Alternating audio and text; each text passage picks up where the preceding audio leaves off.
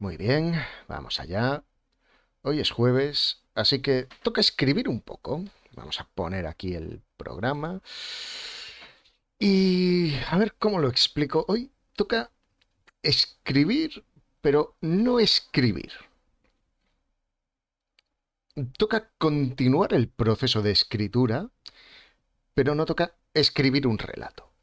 Sé que el título dice Continuando la historia del Arbolich, es técnicamente cierto. Buenas, Cross.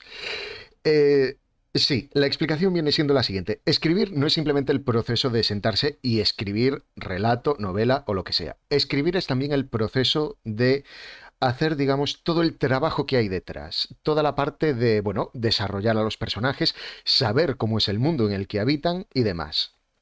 Así que hoy no va a ser tanto hacer un relato como ir estableciendo lo que ya se puede ver del mundo en el que viven los personajes y la dirección en la que pretendo elaborarlo. Que con mi forma de. Que con mi forma de escribir a lo mejor termina yendo en una dirección distinta, pero al menos es la intención. Pero bueno, muy buenas, Dorces, y sí, efectivamente, world building. Así que vamos a ver, ¿por dónde podemos empezar? ¿Empezamos por los personajes o por el mundo? Esto es una pregunta medio retórica. Si alguien quiere responder, si alguien tiene preferencias, adelante. Mientras tanto, voy a comentar, normalmente lo lógico sería empezar por el mundo, porque el mundo define a los personajes, hasta cierto modo.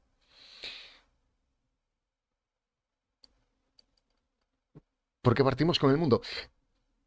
Eh, Ah, sí, es precisamente lo que estoy comentando, que efectivamente el mundo define a los personajes, define lo que pueden hacer y todo eso.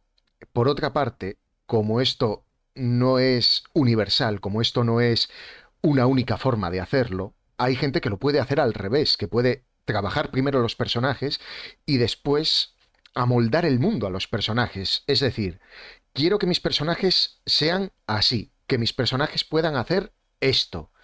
¿Qué mundo necesito para que funcione? Yo como soy muy brújula, es decir, como no tengo una idea totalmente definida antes de ponerme a escribir, es cierto que me puede ser un poco más cómodo hacer primero los personajes y después ver qué mundo necesito para que se puedan desarrollar. Pero como esto es un poco para quitarme óxido, que llevaba bastante tiempo sin escribir, y como tampoco es, vamos a admitirlo por ahora, tampoco es tan serio, me puedo adaptar a cualquiera de las dos formas. Así que, como ya digo, por ahora hay preferencia por definir el mundo. A mí me vale. Si alguien tiene otra opinión, a lo mejor hay alguien que diga, oye, pues no quiero ni que definas el mundo ni los personajes, quiero que definas el sistema de magia o cualquier aspecto más detallado. Se puede mirar, no hay problema. Pero vale, vamos a partir un poco de la base de definir el mundo. Entonces, vamos a hacer aquí una categoría que es mundo y vamos a ir poniendo unos cuantos puntos clave de lo que va a ser el mundo. Como se ha podido ver y como he ido comentando en los jueves anteriores, en los relatos anteriores, la idea de este mundo es bastante cliché. Aquí no hay precisamente mucha innovación en el sentido de que es un mundo que bebe muchísimo de la fantasía, concretamente de la fantasía de videojuegos, de los RPGs típicos. Así que podemos asumir que es un mundo más o menos medieval, le podemos poner algo de tecnología avanzada, podemos decir aquí que sea algo más como, por ejemplo, como el mundo de Warhammer, que es principalmente medieval, pero luego tienes regiones que pueden tener una tecnología más avanzada con pólvora, máquinas y demás. A mí me vale, es decir, es una ambientación cliché, pero lo cliché funciona. Y también es una ambientación lo bastante generosa como para que se pueda desarrollar. Ah, tranquilo. Decía que es bastante generosa como para que se puedan desarrollar una gran variedad de escenarios. Estaba, estaba definiendo el mundo como el típico mundo de RPG, de juego de rol, así tipo medieval, pero que se puede extender hasta medieval con toques de tecnología en el sentido de pólvora o algunas máquinas como en Warhammer. Justo, fantasía medieval.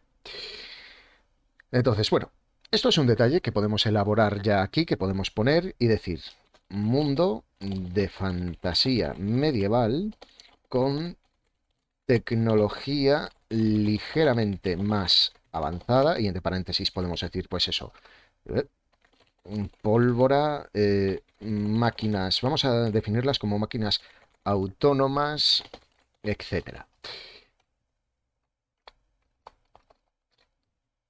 Como en el LOL con Piltover. Wow. Algo así, también, por ejemplo. En este caso, es un punto, es el siguiente punto que voy a trabajar, que es, ¿por qué no dejas a las máquinas como steampunk? En realidad es que podemos hacer que las máquinas... ojo, no, el steampunk es otra cosa. El steampunk no es magia y engranajes. El steampunk sería si el mundo, en lugar de desarrollar el motor de gasolina, hubiese seguido funcionando con motores de vapor. Pero sí, efectivamente, el combinar magia con tecnología es otra opción que se nos abre. De hecho, si creásemos un mapa, podríamos hacer un esbozo de distintas regiones y decir, aquí no utilizan tanto tecnología, aquí utilizan tecnología pura, aquí utilizan magia, aquí utilizan una combinación de tecnología y magia, que también funciona. Como por ahora es la parte de elaborar lo básico, podemos dejarlo así y más adelante volver y decir, vale, ¿y cómo funcionan esas máquinas? Y trabajarlo entonces. Ahora mismo son puntos muy generales.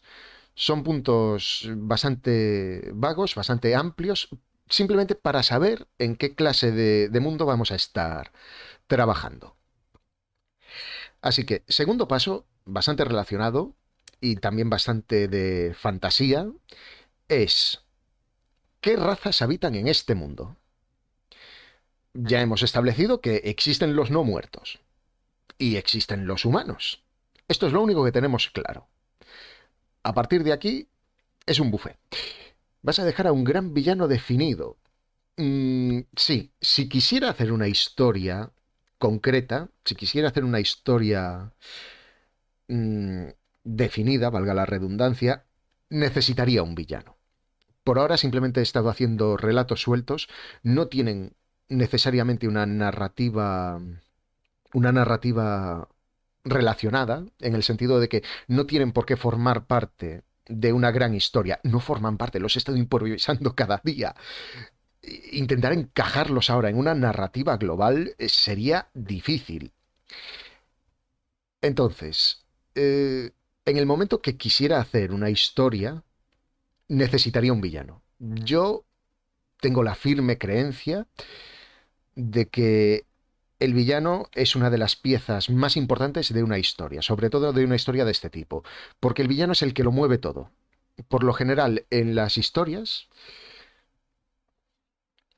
decía, por lo general en las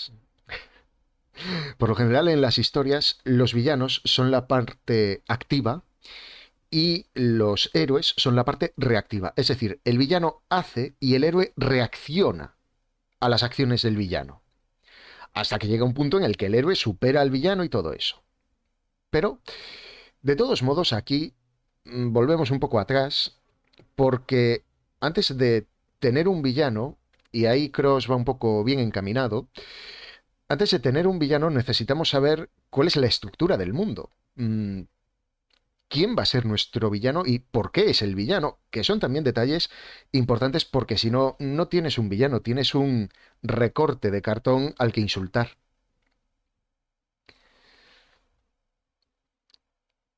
Vale, esto a lo mejor es un poco demasiado crítico, demasiado burdo. Tengo debilidad por el hecho de que los villanos tengan una motivación sólida, de que el villano no sea malo porque sí. Es una clase de villanos que puede funcionar perfectamente. El Señor de los Anillos, en gran esencia, es lo que utiliza. Sauron es el representante del mal y ya. También es cierto que se exploran sus motivaciones de por qué es el representante del mal, pero es en otras obras, como el Silmarillion. El caso es que dentro de lo que es el Señor de los Anillos, Sauron es el señor malvado y no necesitamos saber más de él. Quiere el anillo para, bueno, dominar el mundo, o destruirlo y después dominarlo, pero nos vale. Yo personalmente prefiero un villano que tiene una motivación lógica, que tiene un razonamiento sólido para decir, quiero hacer esto. Rehuyo de un villano que dice, quiero destruir el mundo, ¿por qué? Por las risas. Hombre, a ver, no te digo yo que no, pero hay motivaciones mejores. Entonces, Cross comenta lo de si dejamos una guerra entre los demonios y un señor de la muerte que tienen a la humanidad en medio y deben defenderse en dos frentes. Es una idea, ya nos está ampliando un poco el mundo en el sentido de que ahora sabemos que ya hay tres bandos. Vamos a ver. De todos modos, centrarnos un momento y decir, antes de entrar en una guerra entre demonios y señor de la muerte y todo eso, es también pensar el mundo que queremos. En el sentido de, podemos de nuevo volver al mundo clásico, al mundo cliché, y decir las naciones están totalmente segregadas, es decir, esta es la nación de los humanos, esta es la nación de los enanos, esta es la nación de los otros humanos, aquí están los elfos, etcétera, etcétera. Véase Warhammer. Warhammer, al menos de lo que te presenta como facciones, es esencialmente dos facciones humanas, el Imperio y Bretonia, y luego cada raza prácticamente es una facción en sí misma. Tienes enanos. No tienes enanos del sur, enanos del norte, enanos de aquí, enanos de allá. Tienes enanos en conjunto. Los elfos sí están un poco más divididos, pero la división que tienen también es bastante sencilla. Tienes elfos buenos, elfos malos y elfos de los bosques, y así sucesivamente. Entonces, podemos decir, están así segregados y cada nación es básicamente de una sola raza, o podemos decir, no, aquí hay más variedad. Entonces, las naciones no son tan homogéneas. Tenemos naciones que combinan humanos con lo que queramos poner, que combinan humanos con hombres lagarto, que combinan humanos con, bueno, con mismos demonios, por ejemplo. Yo personalmente tiraría hacia esta segunda idea de decir que las naciones son más heterogéneas, que no están formadas únicamente o monolíticamente por una raza. No es la nación de los humanos, es esta nación, que tiene una población de humanos notable tal, pero que también tiene otras razas que conviven ahí, que comparten esas ideas. Y bueno, todo lo que conlleva una nación, que es hasta cierto punto cultura, leyes, etcétera, etcétera. Pero de nuevo, me estoy yendo por las ramas, culpa mía, que es qué razas existen en este mundo. Esto también es un poco a qué razas queremos, digamos, dar importancia. En el sentido de que no tienen por qué ser las únicas que existan, pero sí serán en las que nos vamos a centrar en un primer momento. Así que, como ya sabemos, hay no muertos que los podemos considerar, en cierto modo, como su propia raza, como su propia facción, cultura, como lo queramos llamar. ¿Qué más puede haber?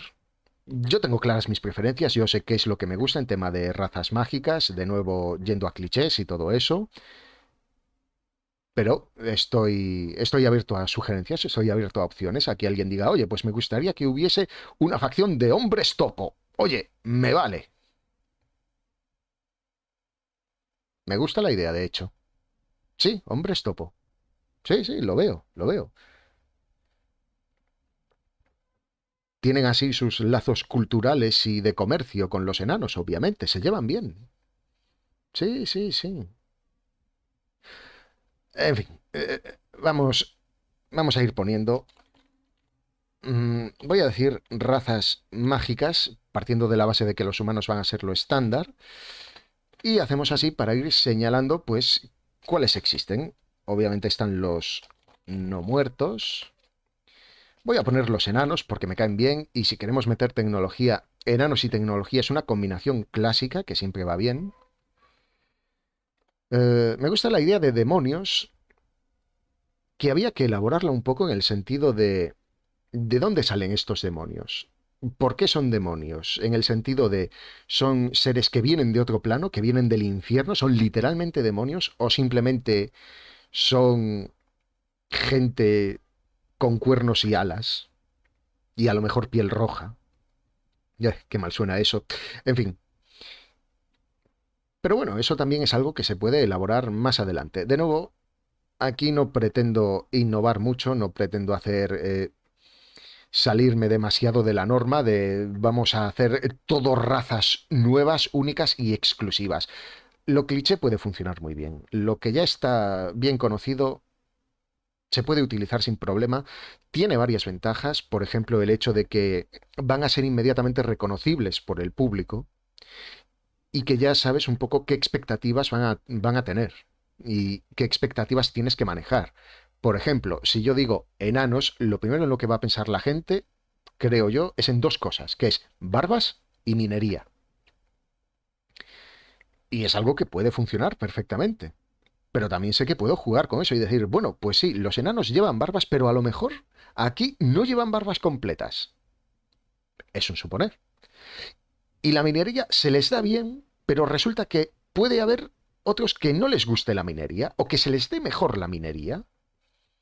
En fin, también voy a poner a los hombres topo.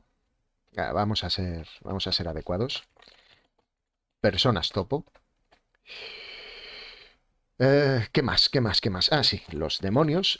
Luego elaboramos cómo es realmente en detalle, cómo es cada una de estas razas mágicas y todo eso. ¿Qué más? Diría yo que si hay enanos es casi obligatorio que haya elfos. Personalmente los elfos no me entusiasman, pero también es cierto que no me entusiasman porque los elfos... a ver cómo lo explico aquí. De nuevo, esto es una opinión personal. Habrá quien opine lo contrario y me parece maravilloso. Es decir, es lo bueno de esto, que cada uno tenga su opinión. No me entusiasman los elfos porque creo que están mal llevados en la mayoría de adaptaciones que los tienen, que presentan a los elfos como unas criaturas perfectas en todo lo que hacen. Y yo puedo entender la parte de, no, es que son perfectos desde el punto de vista humano porque los elfos viven más y bla, bla, bla, bla, bla, bla. De acuerdo, maravilloso. Pero para mí eso tiene el defecto de que los elfos se vuelven aburridos. De que si los elfos siempre lo hacen todo perfecto, no hay conflicto. No, no hay más resolución posible. Esto lo ha hecho un elfo. Es mejor que lo que puede hacer cualquier humano. Pues ya está. ¿Para qué se va a esforzar el humano intentando superar al elfo? Y esto sin entrar en el detalle de la perfección élfica también en las decisiones morales que toman. De nuevo, esto es opinión personal y yo creo que se puede aprovechar mucho mejor a los elfos dándoles defectos, haciendo que sean buenos, pero no perfectos.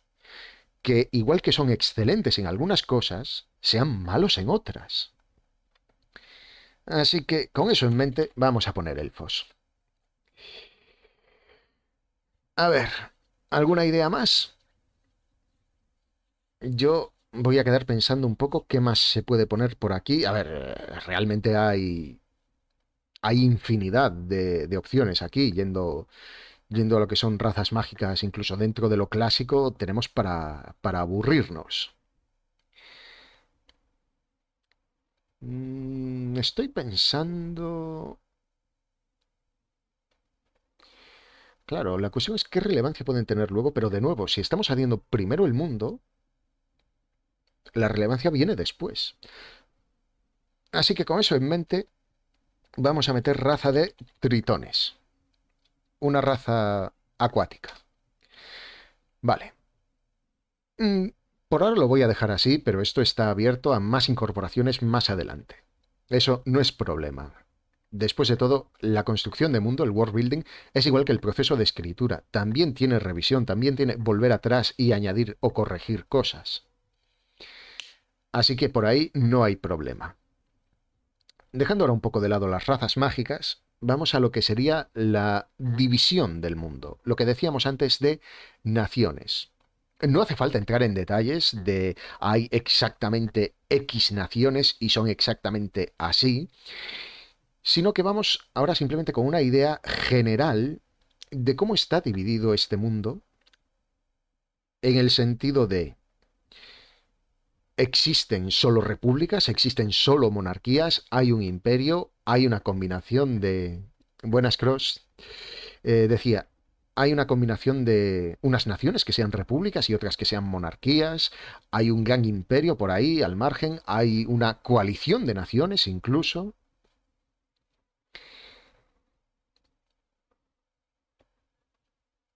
Esto es un poco en lo que estamos pensando ahora. Por cierto, ahí está la lista de razas mágicas, como dije, Cross, pero se pueden añadir más. Si alguien tiene sugerencias, si alguien dice, oye, estaría bien tener medusas, gorgonas, me vale, se puede volver atrás y se puede añadir. Es un poco por avanzar e intentar establecer un poco unas cuantas cosas en lo que dure el directo de hoy. Vamos a ver. Si estamos en un mundo medieval, lo razonable, lo que se espera, más bien, más que lo razonable, sería que fuese todo reinos, en plan el rey de aquí, el rey de allí, porque es un poco lo que había en el medievo. Claro que si nos vamos a pasada la Edad Media, o si nos vamos a la Edad Media tardía, los demonios es tipo demonio genérico malvado. Eso es una de las cosas que vamos a elaborar luego. Más adelante, a lo mejor no hoy, a lo mejor esto es otro día, la semana que viene. Más adelante volvemos con estas razas mágicas y nos ponemos a definir cómo son, qué es lo que las caracteriza, y ahí es donde decimos, vale, estos demonios, ¿cómo son? ¿De dónde vienen? ¿Vienen de otro plano dimensional? ¿Son seres totalmente mágicos o son simplemente una raza que existe dentro de la realidad de ese mundo? Que son simplemente, pues eso, personas muy altas con cuernos y con alas. Que es lo que hacen unas cuantas obras, de, sobre todo en manga se ve bastante, que los demonios no es más que personas altas, con cuernos y alas. Y lo de la maldad, vale, esto ya es cuestión de preferencia personal, esto ya es algo que es totalmente decisión mía. No me gusta la idea, y ahora que lo digo me acuerdo de que me he olvidado de dos razas mágicas aquí. No me gusta la idea de que una raza en concreto sea malvada de base. No me gusta esto de es un demonio, por tanto, es malo. Por supuesto que puede haber diferencias culturales, eso siempre va a haber, pero la idea de es un demonio, así que siempre va a ser, por poner un ejemplo, un asesino sádico, mmm, no me agrada. Me gusta que haya variedad incluso dentro de esa propia especie, dentro de esa propia raza, dentro de esa propia facción. Los demonios, habrá algunos que sean buenas personas, habrá otros que sean unos completos capullos. Habrá algunos que sean buenas personas según su propio baremo cultural, que a lo mejor los marca como algo capullo según el baremo cultural de otras razas, y habrá algunos que sean malas personas según ese baremo cultural. Así que no me opongo a que haya demonios malvados, todo lo contrario, me opongo a que todos los demonios son malvados. Y las razas que faltan son dos de mis favoritas, que son orcos por un lado, y por supuesto, si hay orcos, tiene que haber goblins. Y de nuevo, es que relaciona... ¿Por qué no dejas a la raza humana como la del Warhammer 40.000? Ah, así súper racistas con los demás. Mm, de hecho, la ventaja de dividirlo por reinos es que lo puedes compartimentar. Puedes decir, los de este reino son súper racistas, pero además podemos ir un paso más allá y decir, en este reino, por poner un ejemplo, en este reino cohabitan humanos con... Vamos a coger dos de esa lista. Cohabitan humanos con tritones y orcos. Y entre ellos, de ese reino, cohabitan perfectamente. Pero son jodidamente racistas con todos los demás de los demás reinos. Es decir, no es que sean súper racistas entre sí. un humano de ese reino, de esa nación, vamos a decir, se lleva genial con otro, con un orco de esa misma nación. Pero los dos van a odiar a muerte a un humano de una segunda nación. O a un orco de una tercera nación. Mm, Entonces, en Django desencadenado son racistas, pero tienen a un negro como líder. ¿Por qué no dejas esa ironía? Es que es algo que se puede hacer perfectamente si se compartimenta de esta forma. Si decimos, oye, pues hay naciones, pero en esas naciones no están segregadas, no son naciones homogéneas de estos son todos los orcos y están en esta nación, sino que se combinan. Y yo creo que es lo que mejor puede funcionar, así que vamos a decir, naciones... bueno, y si escribo bien, naciones heterogéneas, por si hace falta mezcla de varias razas entre su población. Mm, Punto y coma. Vamos a añadir también el sistema de gobierno que tengan, que va a ser variado. Vamos a decir que tienen con varios sistemas de gobierno. Es decir, algunas serán monarquías, otras serán repúblicas, algunas serán como las ciudades-estado de Venecia, estarán dirigidas por determinadas familias, por consejos de familias. ¿Por qué no? A mí me vale. Y con la idea de Django desencadenado, bueno, perdón, es que aquí en España es como se llama la película y es como me sale el título. Pero creo que nos entendemos. Pero sí, se puede hacer algo en esa línea si jugamos con esto de decir el racismo es entre naciones y no entre especies. Porque entonces podemos tener un grupo de humanos que odia mucho a, por decir, orcos de otra nación y que están dirigidos por un orco. ¿Por qué no? Vale, a lo mejor los orcos no era la mejor idea porque suena como si estuviese equiparando los orcos con los esclavos de Django de vamos a pasar página. Bueno, no ha sido a propósito, es que me gustan los orcos y me gusta que aparezcan más a menudo. Así que, entonces, ¿qué más podemos contar del mundo? Mm, ¿Qué más ideas puede haber? Conflictos posibles, diferencias, discrepancias, sí. Otro detalle de naciones. No, ya lo hemos contado un poco antes con lo de... Bueno, se puede especificar. Mm, Vamos a decir, esto es para meter un punto de conflicto.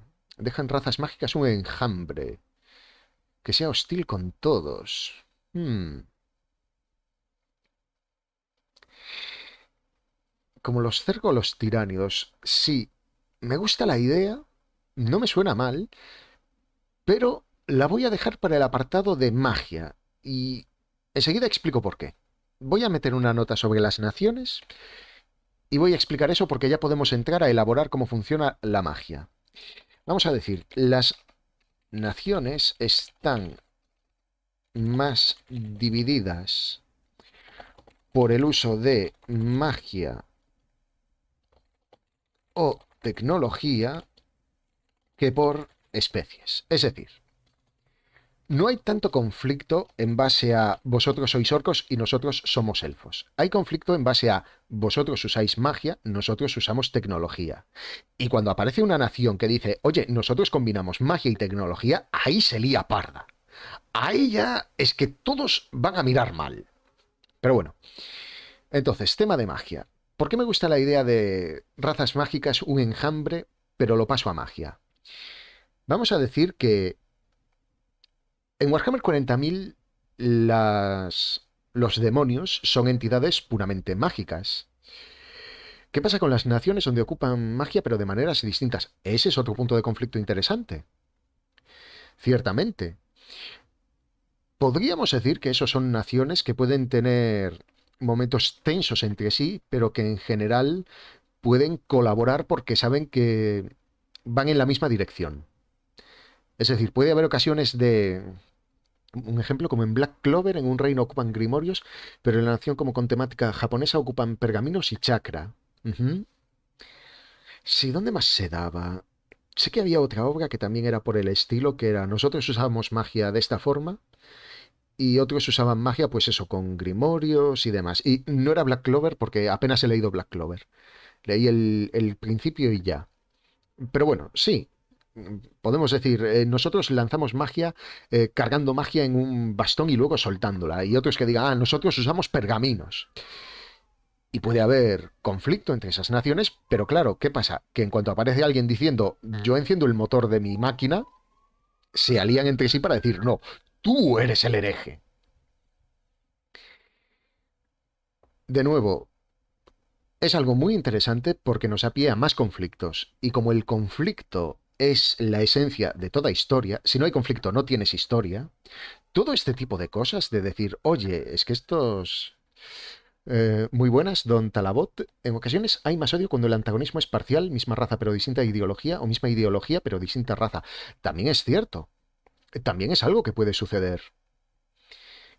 Que, que tengan más odio entre sí por esas diferencias. Pero es que hay que recordar que el odio ni siquiera es algo universal en el sentido de no todas las personas van a odiar por el mismo motivo. Dentro de estas dos, tres naciones hipotéticas, de nosotros usamos grimorios, nosotros usamos bastones y otra que utilice máquinas, habrá gente que diga, no, pues yo odio más a los que utilizan máquinas. Y habrá gente que diga, no, los que utilizan máquinas son malos, pero los que utilizan grimorios son peores porque están usando magia, pero mal. Y al final, el odio de esa nación está dirigido por sus líderes, que son los que dicen, no, no, ahora vamos a odiar a estos. Wow, eso ha sonado un poco 1984, pero sí, en gran medida es un poco la idea. Por eso las guerras civiles son las más sangrientas. También es cierto. De nuevo, todas estas posibles fuentes de conflicto nos interesan. ¿Cómo detesté ese libro? Me hicieron leer. Oh, no, es que te obliguen a leer un libro es lo peor. Es la mejor forma de hacer que alguien aborrezca la lectura. Eso de entrada. Y no entendí casi nada. No, ya, no, es que tampoco me extraña. El libro es puñetero. También depende de la edad a la que te lo hicieran leer, que esa es otra, porque yo lo leí ya con, ¿qué fue? 20 y pico años. Y hombre, lo leí voluntariamente, lo cual ayuda. El año pasado me hicieron leer, tengo 17. Sí, no, no creo que sea, no creo que fuese el mejor momento para que leyeras ese libro. Habría que esperar unos pocos años más. Pero ya digo, al margen de la edad, que al fin y al cabo no es una cuestión de edad, es más de experiencia, pero eso es otro tema. Pero que te hagan leer, y además es que te obligan a leer un libro como 1984, es que es una idea horrible. No, ese no es un libro que puedas hacer leer a la gente. Es un libro que ya tienes que mentalizarte mucho para leerlo voluntariamente. Leerlo obligado es poco menos que una tortura. Es el equivalente de tu cámara con la jaula de rata. En fin, eh, me he ido de tema. Me he desviado mucho. Se supone que estaba hablando de la magia y me he ido con lo de las naciones, el odio entre naciones, y ahora con 1984. Pero eso, eh,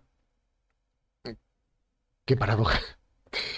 Pero eso, que el tema de conflicto, de que haya más discrepancia entre naciones que utilizan magia por cómo utilizan la magia que por el hecho de que utilizan magia, de entrada, es algo que nos vale perfectamente y es algo que, quieras que no, ya está ahí incluido en la frase que está. Las naciones están más divididas por el uso de magia o tecnología que por especies. Esto incluye el propio uso de esas magias o de esas tecnologías. Qué paradoja, es orwelliano obligar a leer un libro aunque sea de Orwell. Totalmente, totalmente.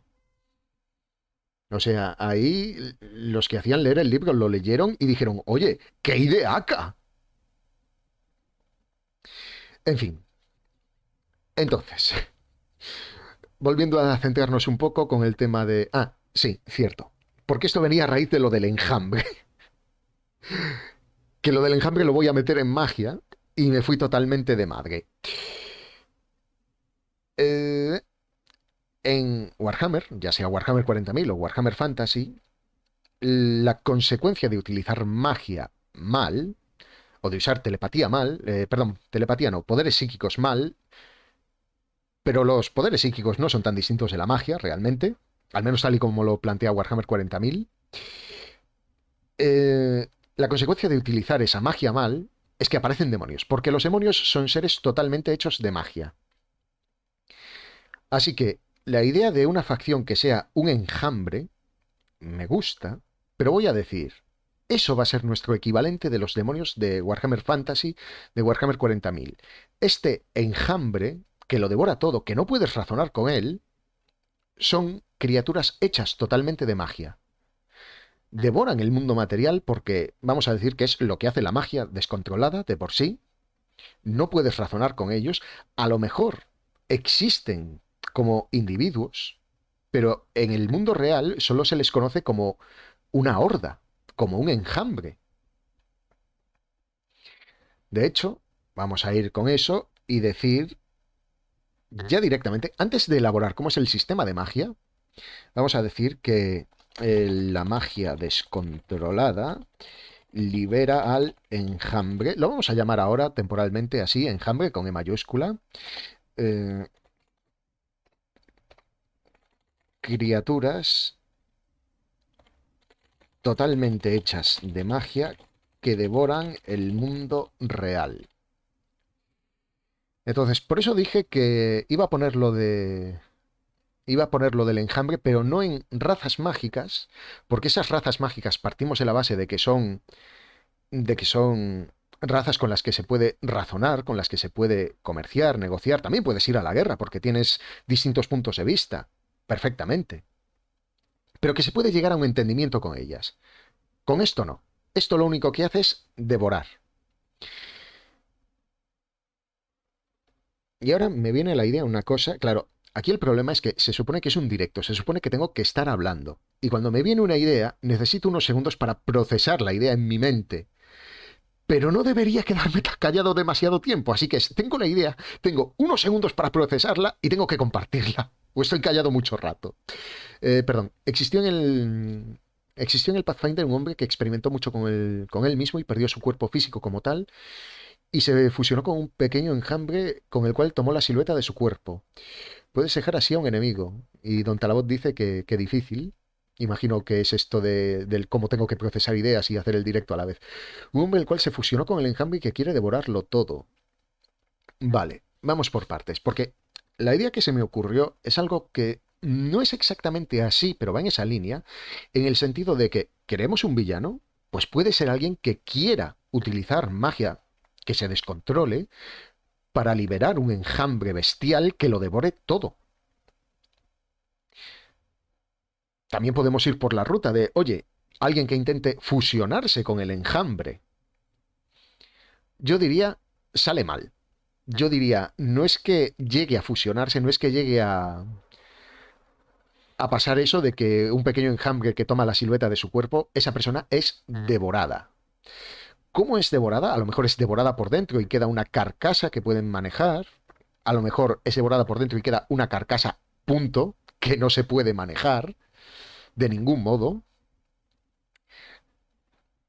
Si quisiera elaborarlo más, podría llegar un momento en el que diga, oye, no, el enjambre este tienen su propia cultura, son una raza mágica más. Lo que pasa es que la transición del mundo mágico, del plano totalmente hecho de magia en el que habitan, y el plano real, los vuelve berserker, los descontrola, se vuelven locos y pierden todo raciocinio. Si quieres interactuar con ellos, tienes o bien que conseguir traerlos y que estén, entre comillas, contenidos en un campo puramente mágico, para que no sea una transición tan traumática, o tienes que ir tú con todas las protecciones mágicas que puedas a su plano. Digamos, el equivalente de o bien sacar un pez dentro de un montón de agua, o bien meterte un traje de buzo y sumergirte tú. ¿Qué pasa cuando coges un pez, sobre todo un pez abisal, y lo sacas muy rápido a la superficie? No es que se vuelva berserker, es que poco menos que explota. Pero nos hacemos una idea.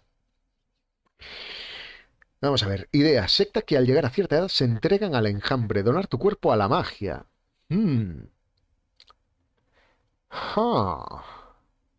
Es que el villano podría ser el líder de esa secta y lo que está usando es sacrificios humanos para potenciar la magia. Pero claro, aquí ya nos estamos yendo de madre cuando deberíamos estar elaborando el siguiente punto que está relacionado con todo esto, que es cómo funciona la magia. ¿Por qué funciona la magia?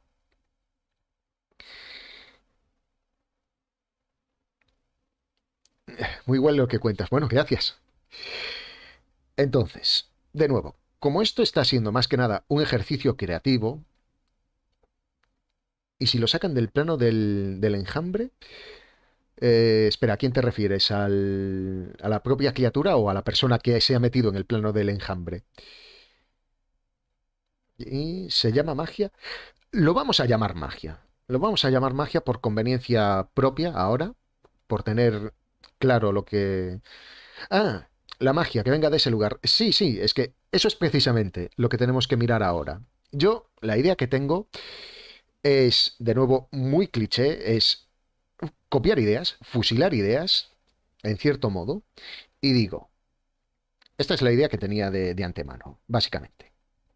Que es, sí, por pura conveniencia, vamos a decir que l- la energía necesaria para realizar la magia sale de ese plano. Estamos hablando de un plano puramente de magia. Todo un mundo, todo un universo que es energía pura. Cualquier parecido con Full Metal Alchemist es pura coincidencia.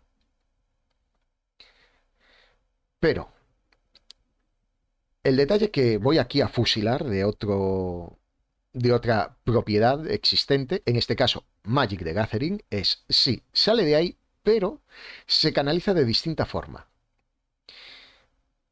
Igual que en Warhammer existen los vientos de magia, igual que en Magic existen los colores de maná, podemos decir que hay distinta magia, magia con distintas afinidades. Digamos que hay magia más adecuada para algunas tareas que para otras. Aquí la idea es no cojas tal cual una cosa ya está, cógela como base, cógela como inspiración y dale tu propio giro. Dale tu propia modificación. Entonces, no vamos a decir, oh sí, de un pantano sacas magia negra. Es muy descarado, queda feo. Pero podemos decir, en los cementerios se superpone, se sobrepone, más bien, no, se superpone, se solapan el mundo real con el mundo mágico, el propio cementerio con la energía que le dan los vivos, de algún modo tiñe esa magia y hace que sea más adecuada para hechizos relacionados con muertos, cosas como nigromancia. El océano es una enorme fuente de agua, es más fácil sacar de ahí energía mágica que nos sirva para utilizar magia de agua o magia relacionada con el agua. Y así con todo. Entonces, es una combinación un poco de lo que estaba diciendo Cross, de sacarlo del plano del enjambre. Que conste, cuando empecé el directo no tenía ni idea de que iba a haber un plano mágico de donde saliese toda la energía. Esto es la maravilla de la creatividad. Entonces, vamos a decir que funciona así, que es la magia saca la energía de un plano mágico, pero esta se ve afectada por el entorno. Y si dejas elementales que si abusas de esos elementos interfieren. Se puede hacer, pero... hmm,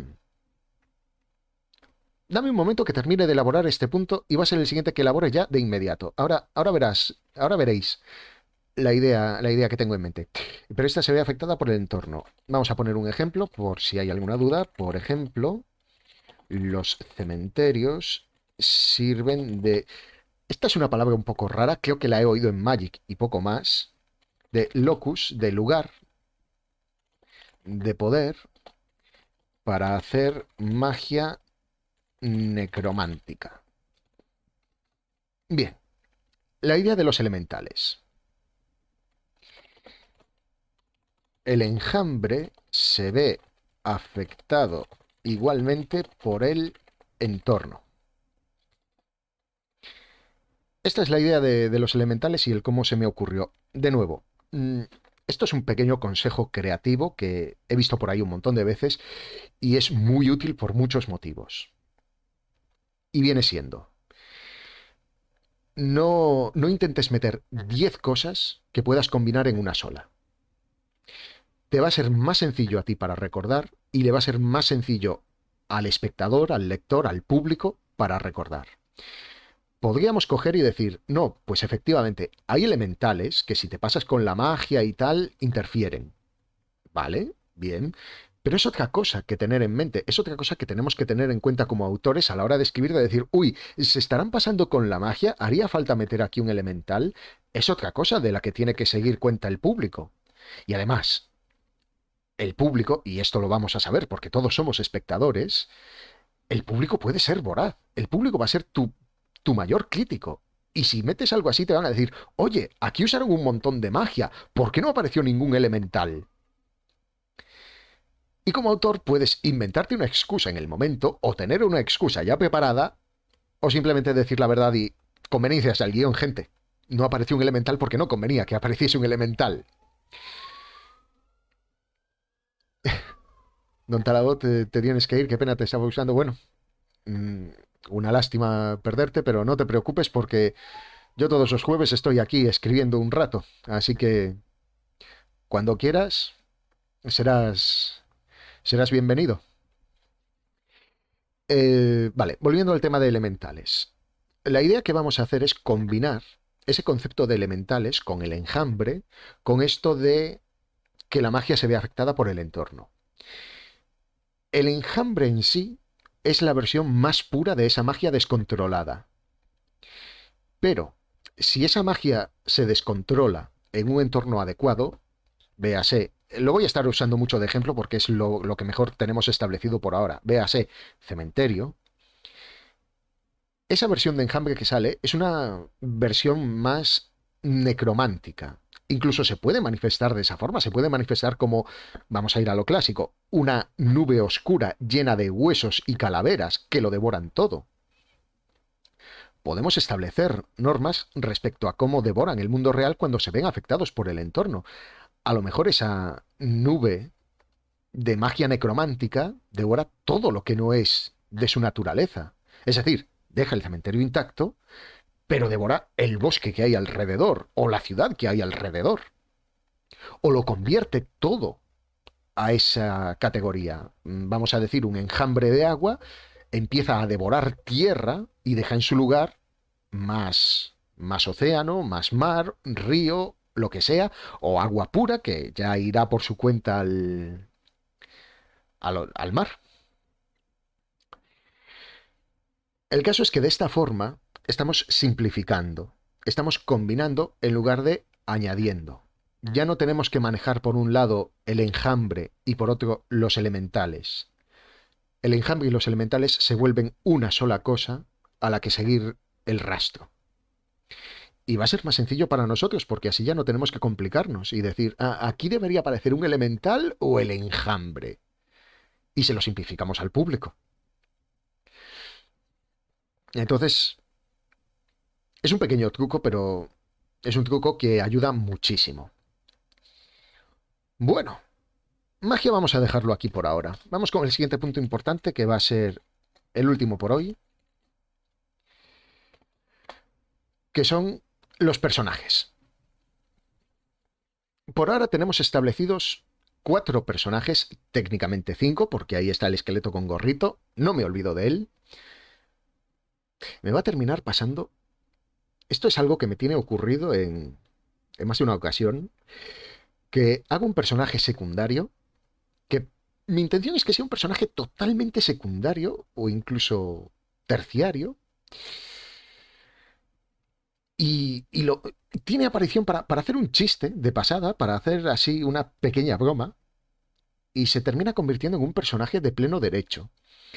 En fin, creo es el protagonista, ¿cómo lo dejaron? Perdón, ¿a qué te refieres exactamente? Porque un problema que tengo de lo que he escrito hasta ahora es que no tengo un protagonista claro, pero eso es fallo mío, digamos. Bueno, es fallo del proceso. Pero como el proceso es mío, es fallo mío.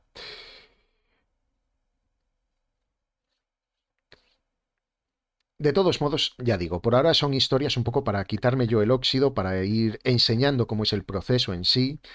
Así que, ojo, que los personajes que estoy creando son los que utilizaré. Eso está claro. Lo que pasa es que ahora mismo no hay un protagonista definido. Si acaso, esto es algo que tiene pasado, pasa muy a menudo, le pasa a grandes autores, le pasa a gente que está empezando, le pasa a todo el mundo, no hay vergüenza en ello. Muchas veces, quien tú tienes pensado que sea el protagonista, no termina siendo el protagonista. Mi idea inicial es, el Arbolich es el protagonista, pero el Arbolich como protagonista tiene muchísimos defectos. El Arbolich como protagonista no tiene tanta evolución posible. Y de lo que me estoy dando cuenta, tras haber escrito el segundo relato, es, no, aquí quien tiene potencial como protagonista es la guerrera, es Sigurd. Porque Sigurd sí puede cambiar mucho. Sigurd ha empezado como la típica heroína de veo un no muerto, lo mato porque es villano, y ahora está empezando a ver que a lo mejor no todos los no muertos son malvados. Entonces tiene muchísimo más potencial como protagonista. De nuevo, esto me ha pasado a mí, le ha pasado a mucha más gente y seguirá pasando. Porque a menos que tengas las ideas absolutamente claras, y a veces incluso así, los personajes se pueden escapar de tu control. Y el que tú pensabas que era el protagonista, resulta que no lo es. Esto le pasó... mm, perdón, cuento esta anécdota y ahora comento tu comentario, Cross. Esto le pasó incluso a Terry Pratchett del Mundo Disco. A mí me encanta el Mundo Disco, todo se ha dicho. Me he leído todas las novelas varias veces, así que es algo que eventualmente empezaré a referenciar hablando hasta aburrirnos. Pero una de las novelas, que es Guardias Guardias, la intención de Terry Pratchett era, el protagonista es este siendo un personaje llamado Zanahoria.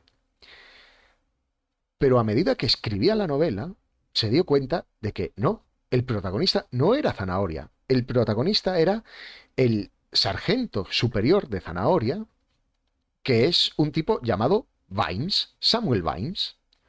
Es un sargento de la guardia de la ciudad, ya muy quemado de la vida en general, alcohólico, de hecho,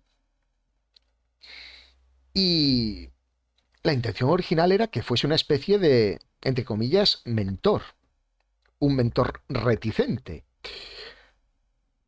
Pero resulta que Samuel Vimes se hizo con el protagonismo de la historia, y en las siguientes novelas de La Guardia, Zanahoria es un personaje secundario o es un personaje coprotagonista, como mucho, mientras que el protagonista de la saga es Samuel Vimes. Así que ya digo, no nos engañemos, que tú pienses que el protagonista es uno y resulta ser otro, le pasa a todo el mundo, le pasa a los mejores. Y no hay vergüenza en ello. También, si ves que eso sucede, puede que sea mejor dejar que suceda, simplemente pulir eso, que intentar forzar a la historia a decir, no, el protagonista es este. Si la historia te está pidiendo que este personaje debe ser el protagonista, a lo mejor deberías hacerle caso. Ahora, dice Cross, ¿y si dejes a un ser que no sabe de que viene del mundo del enjambre como un personaje que acompaña? Interesante. Hmm, Estoy, estoy dándole vueltas a la idea en mi cabeza. Es decir, veo cómo podría funcionar, veo cómo podría ser interesante, veo cómo podría coincidir con alguna idea que ya tengo para los personajes, pero también veo algún problema en el sentido de, vale, pero con lo que hemos establecido del enjambre y todo eso, ¿hasta qué punto es viable? Podría funcionar. Que dependiendo de las experiencias, dice Cross, y de cómo relaciones y de cómo reacciones los demás personajes, se desarrolle este. Sí, entiendo por dónde vas. Me gusta la idea, me gusta la idea, pero también voy a decir, eso es un personaje que necesita su propia historia. Es decir, no es un personaje que pudiera meter como personaje secundario en una historia. Eso es el protagonista de su propia historia. Porque ese es todo el viaje que necesita hacer. Esa es toda la transformación del protagonista en esencia. Así que se puede hacer. No digo que no. Pero tendría que ser un personaje totalmente nuevo. Eh, Vamos a ver, dice Dorces, siempre me parece curioso cuando los escritores dicen que la historia les pide cosas, ya sea de la trama o de los personajes. Totalmente cierto. Totalmente cierto. Es que, a ver cómo puedo decirlo. Esto es mi experiencia propia, esto es mi experiencia personal, lo que significa que no le va a pasar así a todo el mundo. Pero, por lo que yo he vivido, yo solo soy un espectador de la historia. Yo estoy escribiendo la historia, pero la estoy escribiendo en automático y estoy descubriéndola al mismo tiempo que la escribo. También, tiro bastante hacia un extremo que es dejarme llevar por la historia. Hay quien tiene todo más organizado de antemano y dice, no, no, esto va a ser así y no se deja llevar o no se deja llevar tanto. Pero es que a veces pasa. Es algo, de nuevo, mucho más habitual de lo que se puede pensar. Que tú cuando estás escribiendo ya te das cuenta, ya dices, tenía esta idea en mente, pero con cómo llevo la historia, con lo que he escrito hasta ahora, veo que no va a encajar. La historia misma me está diciendo, esto no va a funcionar, necesitas otra cosa. Y ahí un poco entra en juego la personalidad de cada uno. Habrá autores que digan, la historia me pide esto, pero no le hago caso, y sigue con su plan original, y no digo que sea malo, le puede funcionar perfectamente. Y hay gente que dice, oye, pues la historia tiene razón, y se deja llevar. E igual que dije que antes, el no dejarse llevar no tiene por qué ser malo, el dejarse llevar tampoco tiene por qué ser bueno. A lo mejor la historia te pide algo, pero luego te das cuenta de que lo que te pedía no encaja tampoco, o no queda tan bien, o te obliga a cambiar demasiadas cosas. En fin, dice Cross, ¿por qué no lo dejas como un personaje sobre la marcha? Le das un origen y en el camino lo vas rellenando según lo que suceda. No, es que eso es lo que hago siempre. Ese es tal cual mi proceso de creación de personajes. Por eso cuando digo aquí personajes, de hecho, vamos a centrarnos un momento con eso, aunque sea hacer un único personaje de los que tenemos ya establecidos. Así que vamos a empezar por Sigurd. Vamos a ver. Yo por lo general, mis fichas de personaje son hilarantemente breves. De hecho, voy a coger una, que tengo unas cuantas escritas. Lo que pasa es que están escritas en fichas físicas, no las tengo aquí en un archivo en el ordenador. Vale, esta que me cae bien. Voy a hacer así un pequeño aparte. Vale, salto de página. Y voy a escribir la ficha de personaje para un personaje totalmente distinto, de otra historia, no tiene nada que ver, de hecho. Esto es ciencia ficción. Y voy a poner la ficha tal cual la tengo aquí delante de mí. Entonces, este es un personaje que se llama Flora Lokison y es una niña planta.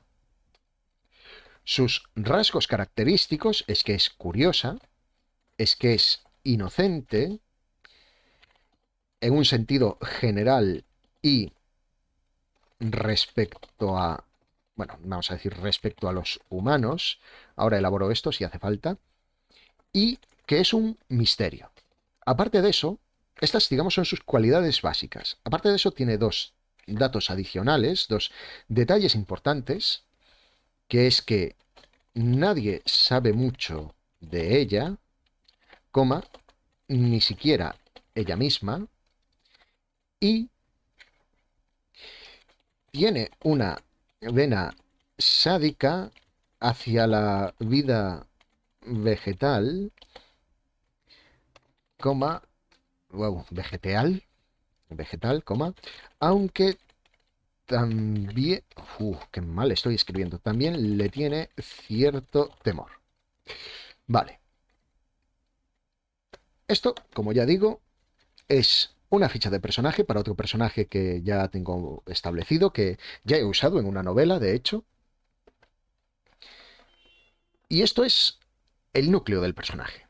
Mm, no soy de hacer grandes biografías, fichas ultra detalladas, de hacer aquí como una ficha policial.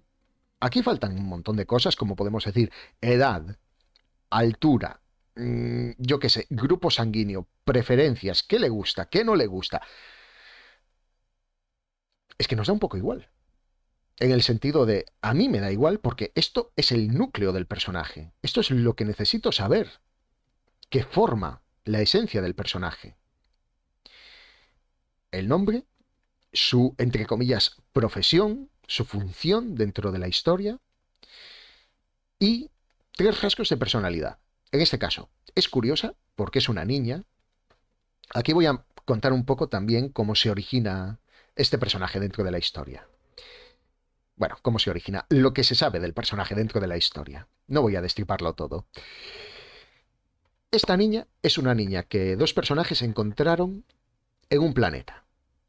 Eh, ella sola, abandonada, en un planeta y estaba en medio de una jungla carnívora. Esto es una jungla que atrae ya sea otros animales, ya sea exploradores espaciales, atrae presas para devorarlas. Esta niña todo lo que recuerda es vivir dentro de esa jungla y más concretamente resguardada en los restos de una nave estrellada. Así que cuando la adoptan y la sacan de allí, ella no sabe nada del universo. Tiene una enorme curiosidad por todo. Por eso es uno de sus rasgos característicos. Eso también hace que sea inocente. Ha pasado unos cuantos años sola en ese planeta. No sabe cómo son las costumbres humanas. No sabe cómo son los humanos. Entonces, tiene una inocencia que va un paso más allá de la típica inocencia infantil. No es simplemente esa inocencia que pueden tener los niños que, bueno, me viene ahora a la mente que oí en otro directo, que es el típico niño que ve a alguien gordo y le dice, estás gordo. Eso es la inocencia infantil. Puedes decir, es insensible tal. Sí, es que en eso también consiste la inocencia infantil. Pero es que esta niña ni siquiera sabe cómo funciona lo más básico de la sociedad humana. Daño mi autoestima. Lo siento, Cross, es lo primero que me vino a la mente. Y es gracioso por ser sufrimiento humano.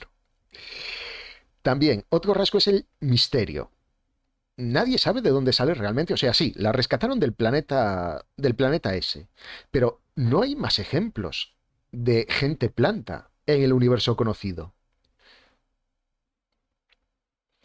Así que su forma de pensar, su forma de ser, es un misterio. Y luego vamos con digamos, detalles importantes. Vamos a expresarlo así. Directamente relacionado con el misterio, que nadie sabe mucho de ella, ni siquiera ella misma. Porque puedes razonar, a lo mejor ella sabe cómo funciona su cuerpo, por qué es como es y tal. No, ella no tiene ni idea. ¿Por qué iba a saberlo? Es una niña. Y esto de la vena sádica hacia la vida vegetal, aunque también le tiene cierto temor. Que a lo mejor parece raro que dices, oye, es un poco contradictorio, eso no tiene tanto sentido. Bueno, de entrada, el ser humano es contradictorio, así que los personajes también son contradictorios. Pero esto tiene todo el sentido del mundo cuando lo consideramos en su contexto que es, ha crecido rodeada de plantas que se la querían comer. Por supuesto que tiene una vena sádica. Es una niña. Es cruel, en cierto modo. Los niños son crueles por su inocencia. Pero en este caso es cruel por venganza. Esta niña se recrea comiendo una ensalada porque se siente que se está vengando de todas las veces que la jungla casi se la come a ella. Por supuesto, el haber crecido en ese entorno también la ha medio traumatizado frente a las plantas. Por eso les tiene cierto temor. No le tiene miedo a la ensalada porque ya sabe que está en el plato, que no le puede hacer nada, ya está muerta. Pero cuando ve un grupo de árboles por ahí, se queda temerosa pensando, ¿y si se mueven y me intentan comer? ¿Y si se intentan comer a los que me adoptaron? Y puedes intentar calmarla y decirle, no, pero mira, estos árboles no son de los que se mueven. Por cierto, muchísima suerte si justo en ese momento pasa una ráfaga de viento fuerte y hace que los árboles se muevan, porque ya no te va a creer en la vida. Pero es otra de esas cosas que podemos un poco justificar, explicar como esa naturaleza infantil. El niño sabe que tiene miedo. Tú le puedes intentar justificar 20.000 veces por qué no tiene que tener miedo. Le puedes intentar explicar todas las veces que haga falta que no, no pasa nada porque esto es así. Al niño le da igual. El niño sabe que tiene miedo. El niño te va a mirar pensando, ¿tú eres idiota? Porque, vale, si lo que dices es cierto, estamos a salvo. Pero, ¿y si te equivocas y tengo yo razón? Estamos jodidos. En fin, dice Dorces, madre mía, cómo se encuentra con un ent. Mira, me estás dando un punto de conflicto muy interesante si no fuera porque ya he establecido que no hay más gente planta en este universo. Si no, es que hacía que se encontrase con Groot, incluso. Aunque, pensándolo bien, los ents son más traumáticos. O sea, para ser justos, fortalezas de magos malignos destrozadas por ents, una. Fortalezas de magos malignos destrozadas por Groot, cero. Sí, punto para los ents. En fin, como ya digo, esto es aparte, esto no cuenta, lo voy a borrar, porque era simplemente para tener una idea de cómo hago yo las fichas de personaje, porque esos tres rasgos y esos dos detalles... eh, bueno, Klaus, ¿te retiras? Pues nada, ya nos vemos, aunque yo tampoco me voy a quedar mucho más, que conste, voy a hacer la ficha de Sigurd y creo que, que lo dejaré aquí por hoy, ya continuaré la semana que viene, así que hasta la próxima. Y como iba diciendo, eso, estos tres rasgos y dos detalles importantes son para mí el núcleo del personaje. Es lo que más define al personaje en su extremo más básico. El resto de características de personalidad y todo eso vienen derivadas de estos tres rasgos, de este núcleo del personaje. Eh, Podemos saber que eso, que se va a querer irse a vivir aventuras, que va a querer explorar cosas, porque es una niña, porque es inocente, porque quiere descubrir cosas, porque tiene esa curiosidad ampliada. Va a ser tímida, no sabe cómo relacionarse con la gente. De nuevo, todo nos lleva al núcleo, todo lo que podamos elaborar está ahí. Entonces, teniendo eso en mente, vamos a intentar hacer la ficha de Sigurd y dejarlo por hoy con eso. Lo que podríamos definir como tres rasgos muy básicos del personaje y dos características importantes. Entonces, Sigurd podemos decir que es, bueno, estoy entre dos palabras. Podríamos decir que es valiente o que es decidida. Las dos son correctas, pero voy a decir más bien que es decidida. Yepa, maldita memoria muscular. Una vez que se decide por algo, lo va a hacer. Es cierto que en el segundo relato se quedó totalmente deprimida porque el ataque al malvado hechicero no le salió como esperaba, pero aún así, cuando la arrastraron al duelo, libró el duelo igualmente y lo ganó. El hecho de que haya ganado, de que sea una guerrera, también nos dice algo muy importante de su núcleo de personalidad, y es que es una, vamos a decir, es una experta combatiente. Sabe cómo pelear, sabe cómo emplear las armas que tiene a su alcance. ¿Qué más tenemos? ¿Qué más tenemos?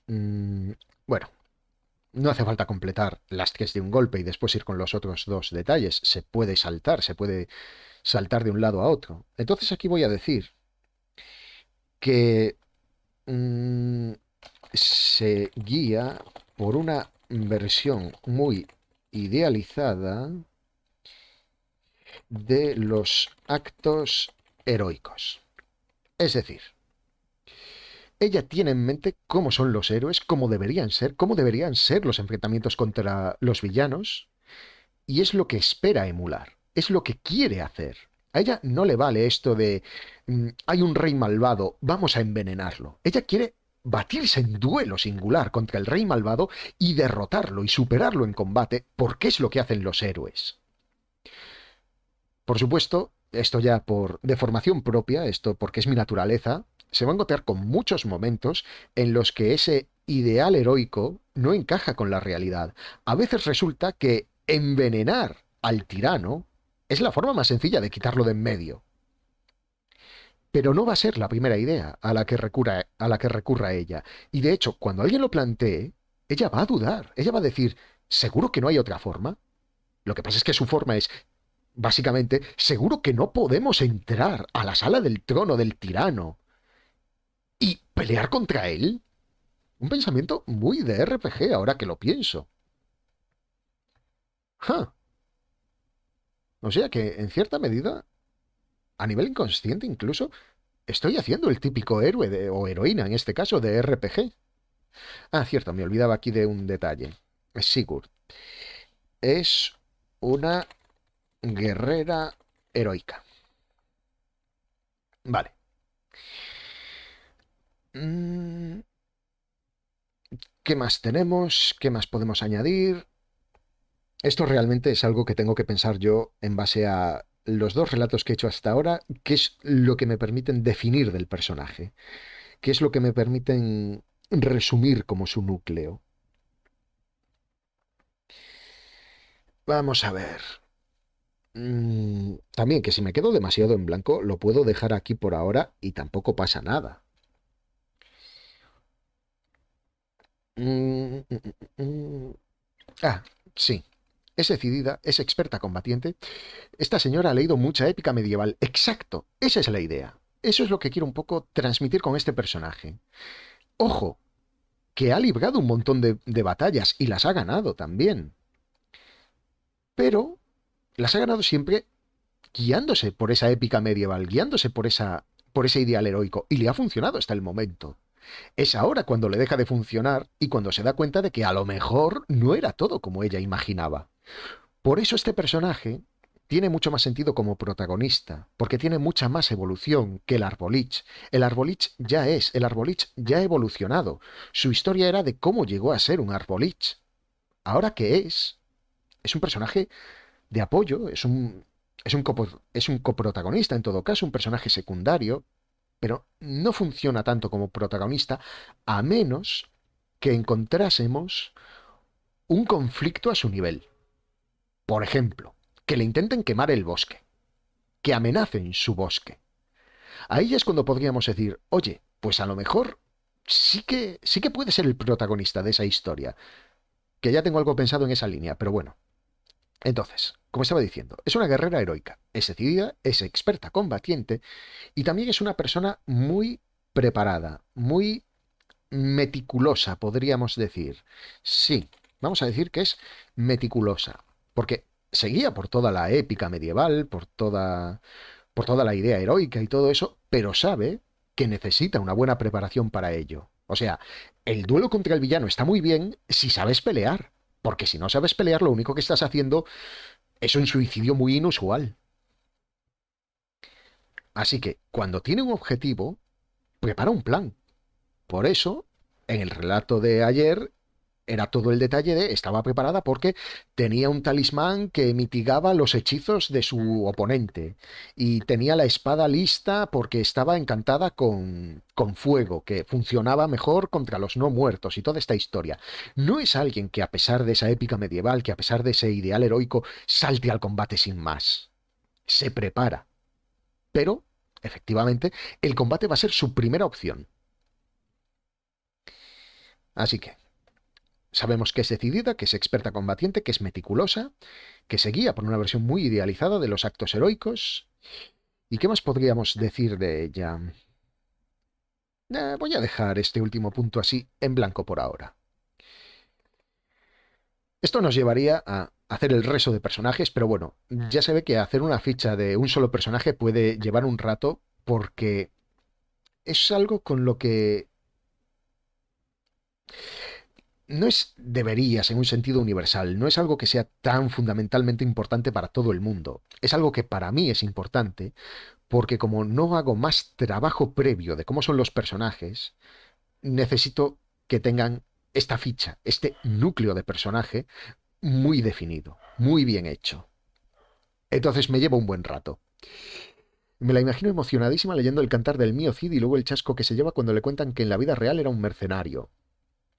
Por ejemplo, aunque, aunque, aunque, eso es algo que tendría que meter en mundo, de hecho. Mundo. Existen gremios de aventureros para realizar distinto tipo de misiones. Mira, eso es algo que se me olvidaba. ¿Por qué es importante y por qué me viene a la mente ahora con lo del cantar del mío Cid? Porque si nos paramos a pensarlo, todos estos personajes de gremio de aventureros y tal son mercenarios. Tu personaje de juego de rol, sobre todo si es un juego de rol multijugador masivo, es un mercenario, porque tú llegas a un sitio, te dan una misión y no aceptas la misión por el bien o por la gloria o por lo que eso significa. Aceptas la misión porque al final de la misión te dice recompensas.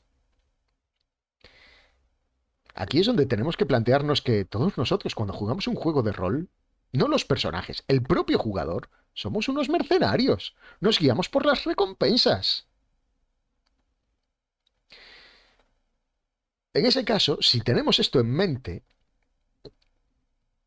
aquí Sigurd descubre que en la vida real era un mercenario y a lo mejor ese detalle no le supone tanto shock. A lo mejor esa parte no le supone tanto shock porque piensa, bueno, es lo mismo que hago yo. Es decir, yo derroto al señor malvado de turno, pero porque cogí la misión en el gremio. Estoy cumpliendo la misión y voy a recibir una paga por ello. ¿Qué podría suponerle más choque cultural? La parte en la que destierran al Cid. Esa parte ya sí que iría totalmente en contra de pero eso no es lo que le pasa a los héroes, pero así no es como funciona. Y bueno, si le pones el Quijote ya, le desmontas totalmente el mundo. Le pones el Quijote y... la verdad es que sería muy duro porque sería hasta cierto punto como ponerle un espejo delante, como decirle, esta eres tú. Oh, qué cosa más horrible para hacerle a un personaje. En fin. Bueno, me voy un poco por las ramas. Lo que estaba diciendo es que la ficha está incompleta, pero tal y como está, está bastante bien. Faltaría un rasgo característico más. No un rasgo de personalidad, sino un detalle importante más, el personaje. Pero eso es algo que puede surgir más adelante, que puede surgir por cómo se relaciona con los demás. Yo a lo que voy es que llevo hora y 20, no he escrito ni una página. Esto son 141 palabras. Bueno, es lo que tiene el world building. Debería haber escrito más porque estos son puntos muy básicos y luego hay que detallarlos. Pero también esta es la parte difícil en el sentido de que es más complicado elegir qué es lo que vas a incluir en tu mundo que después elaborarlo. Porque para elaborar no me sale la palabra, ya tienes estos cimientos, eso. Ya sabes qué es lo que tienes que elaborar. En un primer momento es, ¿qué quiero meter? Y no tienes ni la más remota idea. O a lo mejor la tienes, pero no sabes cómo explicarlo o cómo se va a llevar con todo lo que tienes pensado poner. O con lo que quieres hacer con ese mundo. A lo que voy es, han sido solo 141 palabras, pero llevo aquí hora y 20. Es un buen tiempo. Parece que no, pero ha sido un buen trabajo, ha sido una buena definición de mundo. Lo voy a ir dejando por aquí por hoy. Y la semana que viene, pues a lo mejor lo más posible es que continúe con este world building. Que sea volver a este documento para añadir cosas, hacer las otras fichas de personajes, que eso también habrá que hacerlo, y empezar a detallar estos puntos básicos que hemos puesto aquí. Cosas como, vale, pues sabemos que hay distintas naciones, que no están separadas por razas. ¿Qué naciones hay? ¿Cómo pueden ser? Eh, ¿En qué nación está sucediendo todo esto? ¿De qué nación es Sigurd? ¿De qué nación es el Arbolich? ¿Son de la misma nación? ¿Son naciones distintas? ¿Están separadas por por una frontera? A lo mejor el bosque del Arbolich es su propia nación porque nadie se atreve a reclamarlo. Eso es una idea interesante, ahora que lo pienso. De nuevo, me voy por las ramas. El caso es que yo diría que por hoy ha sido una buena dosis de trabajo, de world building, de elaboración, de irme por las ramas sobre teoría creativa y demás. Pero bueno, espero que haya sido un poco de ayuda y de interés el ver cómo se puede hacer esto, cómo puede funcionar esto, cómo se puede hacer algo de world building. Así que vamos a ir poniendo la pantalla de final y, pues como hago siempre, recordar el programa. Mañana toca continuar la campaña de Age of Mythology y pasado toca jugar un poquito a Forager para relajar, para descansar de las vicisitudes, para descansar de la semana. Y después nada más Project Warlock, Age of Mythology, etcétera, etcétera. Y obviamente el jueves que viene, más escritura, más worldbuilding, más personajes disfuncionales, porque todos mis personajes son personajes disfuncionales, porque si no, no hay conflicto. En fin, pero como suelo decir, todo eso será el próximo día. Hasta entonces, muchas gracias por haber estado ahí.